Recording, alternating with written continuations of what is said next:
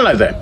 Today I'm looking at a wine from Bordeaux's Right Bank, from one of the less well-known appellations, Lalande de Pomerol, but arguably the leading wine from that appellation, and this is Hubert Laforest de Bouard's La Fleur de Bouard. So it's a Lalande de Pomerol from 2021.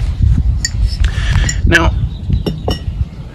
Hubert de Bouard, best known as the owner of Château Angélus, very influential oenologist on the Right Bank in the last couple of decades, purchased a property that was called La Fleur Saint-Georges in Lalande de Pomerol in 1998 and renamed it La Fleur de Bouard.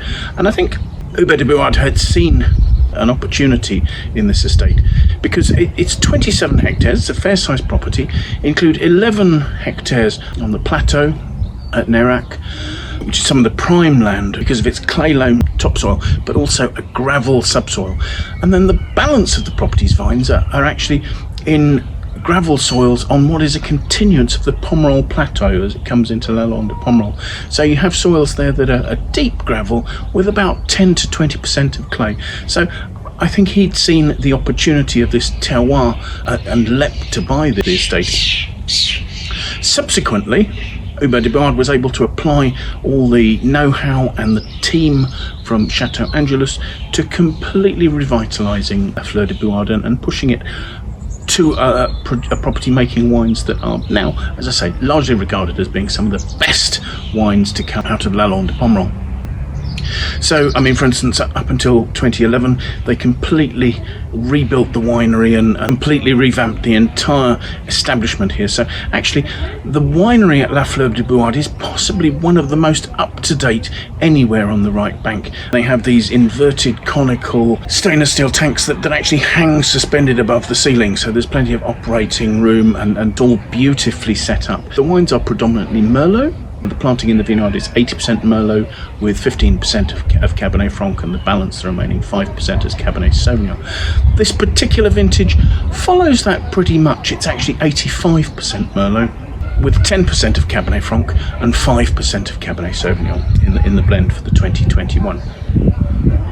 And this actually points to one of the other things that they've done for this property, was that in 2000, Hubert de Bouard launched a wine called Les Plus de la Fleur de Bouard, and what they'd done there was they'd isolated 2 hectares of 45-year-old Merlot vines that produced some of the richest and the most concentrated wine on the estate, and they put that into a wine of its own accord to sell as a premium cuvée.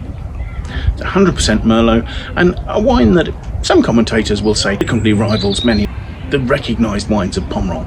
Winemaking here, not surprisingly, has been quite meticulous. Yields are kept low, picking is by hand. Fermentation follows a 5-day or so cold soak, with the fruit being kept at sort of between 8 and 10 degrees C, just to enable perfumes and colour to be taken from the fruit without the influence of alcohol, which would happen in the later stages of maceration. There tends to be quite a long maceration, possibly not so much in a less ripe vintage like 2021. The wine goes into oak, both for its malolactic conversion and to age. And it'll age for about 15 months, maybe up to 18 months in French oak barriques, 225-litre barrels, of which about 50% were new in 2021, is my understanding. But it's that doing malolactic conversion in barrel actually helps to add some softening, rounding, chocolatey notes that help to give the wine some harmony and richness. Now, 2021, if you remember rightly, was a vintage that presented the winemakers with plenty of challenges. There were frosts, there was millerandage affecting the size of the crop as the berries shattered and didn't set properly. There was mildew, was quite rife because it was quite wet, it was quite cool, and the growers struggled to ensure that the fruit was ripe. So in 2021, what Hubert de Bouard and his team did to mitigate the quality implications of the vintage was to not make their super cuvée the Les Plus de Fleur de Bouard, and instead their ripest, most concentrated fruit from those 2 hectares of their oldest vines all went into La Fleur de Bouard to ensure that the quality of that was maintained. So we end up with a wine with that little bit more Merlot and perhaps gaining a little bit more richness in a vintage where it really needed it. Just to say, I mean, as far as our Wine Searcher aggregated score is concerned from the critics, in 2021, this wine gained 89 points out of 100. So it's not too far out of line. Normally it'll score somewhere in the region of 90, 91 points. So, you know, quite a creditable score for the vintage. So let's see what we make of the wine, shall we? First thing to say is, it's fairly deep. It's certainly dark and ruby red. I'm swirling it. It's got 13% alcohol. It's not creating significant tears on the side of the glass. It's creating some, but they're not particularly heavy. The colour is opaque. It's not the deepest or darkest example of this wine. So let's see what we make of the aroma, shall we? The aromas actually have a really quite attractive red fruit, red plum, heading on to darker plum, maybe red cherry into darker cherry note. There's actually quite a lifted aroma to the notes there. There are some chocolatey hints. There perhaps some actually, from what I've said about the vintage, surprisingly, there's almost some raisin notes of richness and ripeness. But mostly it's this sort of lovely juicy red fruit, very attractive. So that's for taste.